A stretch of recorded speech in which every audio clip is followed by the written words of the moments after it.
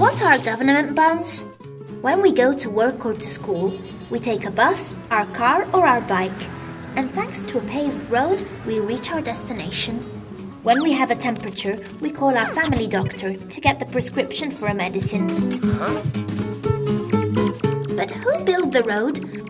And who pays the family doctor or gave the money for research on a rare disease?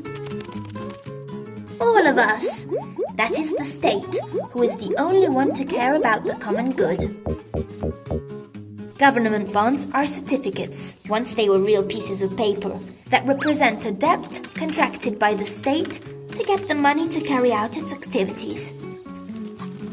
How does the state get the money? The taxes we pay are used to finance public spending, but usually they're not enough. So the state may turn to those who have some savings to get a loan under the payment of interest, returning the capital at the due date, called the maturity.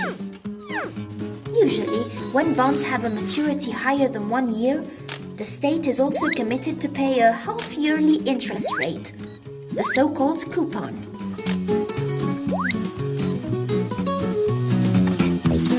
In the newspapers, you can find the price of bonds that expire in 3 months, those that expire in 1 year, 10 to 30 years, but even 50 years. Where can we buy government bonds? The state organizes periodic auctions in which banks and institutional investors take part. As in this market, you can only buy big quantities of money.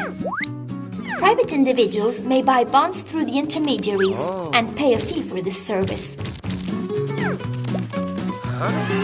Or they can go to the secondary market and buy bonds from savers who want to sell them. Is it true that government bonds are not risky? No, it is not true.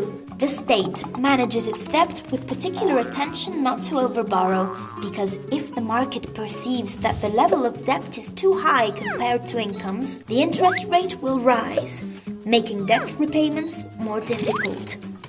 But the debt is not always under control. Even for a state, it can be difficult to repay creditors. So, government bonds can be risky. Only very few bonds are considered risk-free, in particular, short-term bonds issued by Germany and the United States. These bonds have a low yield because they are issued by virtuous countries with a low probability of bankruptcy.